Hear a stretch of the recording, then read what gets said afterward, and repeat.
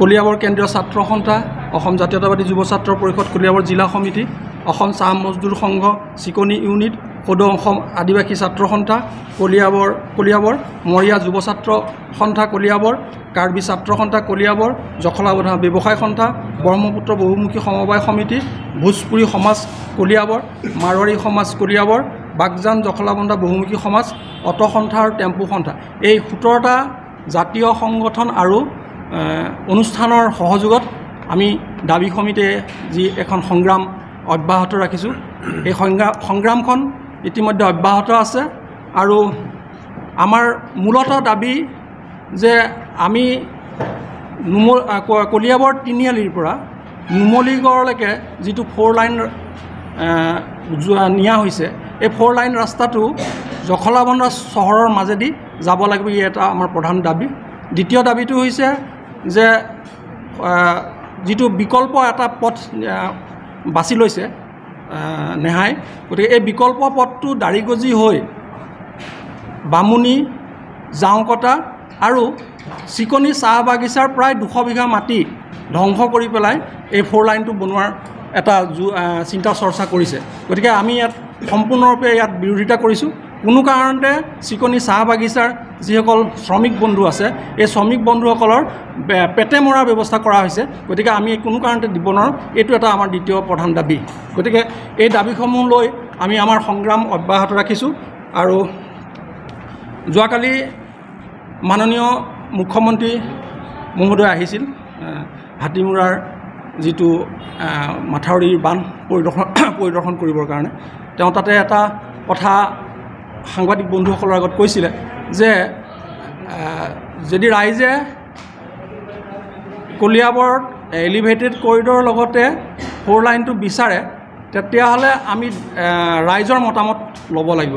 গতিকে আমি এইটো কথা ক'ব বিচাৰিছোঁ আজি এই সংবাদ মাধ্যমৰ যোগেদি আমি ক'ব বিচাৰিছোঁ যে কলিয়াবৰৰ ৰাইজে জখলাবন্ধা চহৰৰ মাজেদি 4 লাইনটো বিচাৰিছে, এইটো আমাৰ প্ৰাপ্য আৰু এইটো আমাৰ দাবী। গতিকে ৰাইজৰ দাবী আৰু লগতে 4 লাইন ডিমাণ্ড সমিতিৰ লগতে কলিয়াবৰৰ 17টা জাতীয় সংগঠন অনুষ্ঠানৰ ই এক দাবী। গতিকে মুখ্যমন্ত্ৰী মহোদয়ক আমি অৱগত কৰিব বিচাৰোঁ যে কলিয়াবৰৰ ৰাইজে জখলাবন্ধা চহৰৰ মাজেদি 4 লাইনটো যোৱাটো এটা বিচাৰিছে। গতিকে এইখিনি কথা। আৰু পৰৱৰ্তী আমি যোৱাকালি মাননীয় বিধায়ক শ্ৰীযুত কেশৱ মহন্ত ডাঙৰীয়াৰ লগতো আমি আলোচনা বহোঁ আৰু এই আলোচনাত আমি তেখেতে আমাৰ লগত আমাৰ এই আন্দোলনখনত সহযোগিতা আগবঢ়াব বুলি আমাক প্ৰতিশ্ৰুতি দিছে আৰু আমাৰ লগত ৰাইজৰ লগত আছে বুলি তেখেতে কৈছে।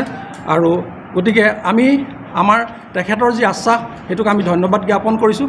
লগতে আমাৰ যি সংগ্ৰাম অনাগত দিনত যি সংগ্ৰামখন আগবাঢ়ি যাব, এই সংগ্ৰামখন অব্যাহত থাকিব। গতিকে আমি বিভিন্ন কাৰ্যসূচীৰে বিভিন্ন ধৰণে আমাৰ এই সংগ্ৰামখন আগুৱাই লৈ যাম। ইয়াতে আমাৰ 4 লাইনযুক্ত দাবী সমিতিৰ সন্মানীয় সভানেত্ৰী মিনু শইকীয়া বাইদেউকে প্ৰমুখ কৰি ইয়াত জাতীয় অনুষ্ঠানৰ অসম জাতীয়তাবাদী যুৱ ছাত্ৰ পৰিষদকে ধৰি অসম চাহ জনজাতি ছাত্ৰ সন্থাকে ধৰি আন অনুষ্ঠান প্ৰতিষ্ঠানৰ সন্মানীয় বিষয়ববীয়াসকল ইয়াত উপস্থিত আছে। গোটেই কথা বতৰাখিনি ইতিমধ্যে আপোনালোকক অৱগত হৈছে। আমাৰ কথাটো এনেকুৱা, 23 জুন 2023 তাৰিখে হাটবৰ কেন্দ্ৰীয় নাট্য সমাজত এখন ৰাজহুৱা শুনানি অনুষ্ঠিত হৈছিলে। সেই শুনানিত আমি প্ৰত্যেকটো জাতীয় অনুষ্ঠান, তাত জিলা আয়ুক্তকে ধৰি মহকুমাধিপতি সন্মানীয় বিষয়ববীয়াসকল আমাৰ সেই শুনানিত উপস্থিত আছিলে। সেই ৰাজহুৱা শুনানিৰ মাইনছ ইতিমধ্যে আমাৰ হাতত আছে আৰু এই মাইনছত এই যোৱা 11/8/2023 তাৰিখে তেওঁলোকে এক্সিকিউটিভ ইঞ্জিনিয়াৰ PWD NHৰ ডিভিজনলৈ এখন প্ৰেৰণ কৰিছে। এই মাইনছখন ইতিমধ্যে আমাৰ হাতত আহি পৰিছে আৰু এই ক্ষেত্ৰত ৰাজহুৱা শুনানিত আমাৰ ইয়াতে বিভিন্ন জাতীয় সংগঠনসমূহৰ বিষয়ববীয়াসকলে ইয়াত তেওঁলোকৰ বক্তব্যসমূহ আগবঢ়াইছিল। ইয়াত স্থানীয় মন্ত্ৰী তথা বিধায়ক কেশৱ মহন্ত ডাঙৰীয়াৰ ৰাইজৰ লগত থকা বা আন এই সমগ্ৰ বিষয়টোৰ ওপৰত এই কথাটোত কলিয়াবৰ তিনিআলিৰ পৰা যি 4 লেনযুক্ত ৰাস্তাটো জখলাবন্ধা চহৰৰ মাজেদি যোৱাৰ ক্ষেত্ৰত সকলোৱে সৰ্বসন্মতিক্ৰমে এই মাইনছখন এক্সিকিউটিভ ইঞ্জিনিয়াৰ PWDক ইতিমধ্যে প্ৰশাসনৰ ফালৰ পৰা প্ৰেৰণ কৰিছে। কিছু ক্ষেত্ৰত আমাৰ যিখিনি কথা বতৰা ৰাইজৰ কথা বতৰা আছিলে আৰু সেই কথা বতৰাখিনি ইতিমধ্যে ইয়াতে দেখিবলৈ পাইছোঁ আৰু সন্মানীয় আমাৰ মন্ত্ৰীগৰাকীয়েও এই কথা বতৰা কৈছে আৰু অসমৰ সন্মানীয় মুখ্যমন্ত্ৰী ডাঙৰীয়া যোৱাকালি আহিছিলে তেখেতে এই কথা বতৰাটোত ৰাইজৰ লগত মত পোষণ কৰি কথা বতৰাটো আগবাঢ়িব বুলি কৈছে গতিকে আমি এই ক্ষেত্ৰত তেওঁ যিটো কথা কৈছে ৰাইজৰ লগত থাকি পেলাই গোটেই সিদ্ধান্তটো লোৱা হ'ব গতিকে ঐতিহ্যমণ্ডিত কলিয়াবৰ সমগ্ৰ ৰাইজৰ উদ্ধত আমিও নহয় গতিকে ৰাইজে যেনেধৰণে বিবেচনা কৰিব সেই ধৰণে আমি ৰাইজৰ লগত থাকি এই গোটেই কথা বতৰাটো আগবঢ়াই নিম